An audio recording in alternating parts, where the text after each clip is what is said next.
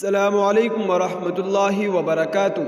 ناظرین، استقبال ہے آپ کا ہمارے چینل دا اردو نیوز میں۔ آل انڈیا دینی مدارس بورڈ کی نمائندہ میٹنگ لکشمی نگر برمکان حاجی محمد یونس MLA منعقد ہوئی، جس کی صدارت آل انڈیا دینی مدارس بورڈ کے چیئرمین حضرت مولانا محمد یعقوب بلند شہری نے کی۔ اس موقع پر مولانا بلند شہری نے بورڈ کی گزشتہ کارکردگی رپورٹ پیش کی اور آگے کام کرنے کے لیے نیا لائحہ عمل تیار کرنے پر غور و فکر کیا۔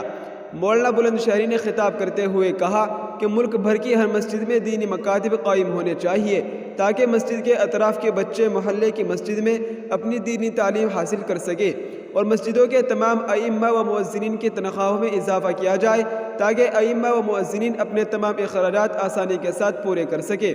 انہوں نے کہا کہ ملک بھر کی تمام مساجد میں بیت المال قائم کیے جائے اور مسجد کے اطراف میں غریب و بے سہارا لوگوں کی فہرست بنائی جائے تاکہ ان کے بچوں کی تعلیم کا نظم ہو سکے اور ان کی ضروریات میں ان کی مدد کی جا سکے۔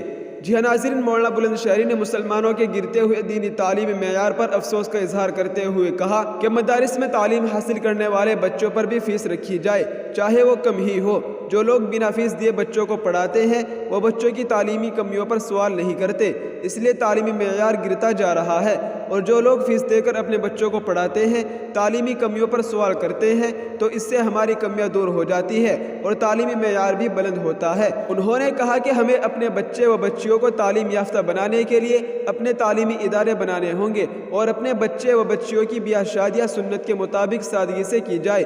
شادیوں میں خرچ ہونے والا پیسہ اپنے بچے و بچیوں کی تعلیم پر خرچ کیا جائے اور فضول خرچی سے بچا جائے۔ انہوں نے اپنا جان و مال اللہ کے راستے میں خرچ کرنے پر زور دیا۔ بورڈ کے جنرل سیکریٹری حاجی مفتاح الدین صدیقی نے کہا کہ بورڈ قائم ہونے کے بعد ہی بورڈ نے بڑے بڑے کارنامے انجام دیے، خاص طور پر اوقاف کا تحفظ، حاجیوں کی پریشانی کا ازالہ اور ضرورت مندوں کی قانونی مدد اور بیماروں کا سرکاری اسپتالوں میں علاج قابل ذکر ہے۔ بورڈ کے ڈپٹی جنرل سیکریٹری حاجی محمد یونس MLA نے کہا کہ ہمیں امت کے مسائل خود حل کرنے ہوں گے، حکومتوں کے بھروسے نہیں رہنا چاہیے۔ بورڈ مسلمانوں کے مسائل پر شروع سے ہی کام کر رہا ہے اور کرونا کے وقت میں بھی بورڈ نے مسلمانوں کی بہت مدد کی اور آئندہ بھی کرتا رہے گا۔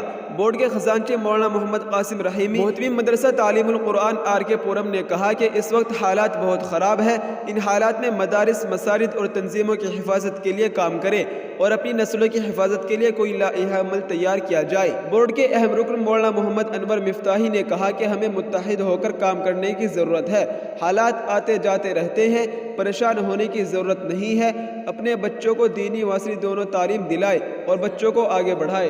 جی ہاں ناظرین، یہ اس وقت کی بڑی خبر تھی جس کو ہم نے آپ کے ساتھ شیئر کیا ہے۔ آپ اس خبر کے متعلق کیا رائے رکھتے ہیں؟ اپنی رائے کا اظہار کمنٹ میں ضرور کریں۔ السلام علیکم ورحمۃ اللہ وبرکاتہ۔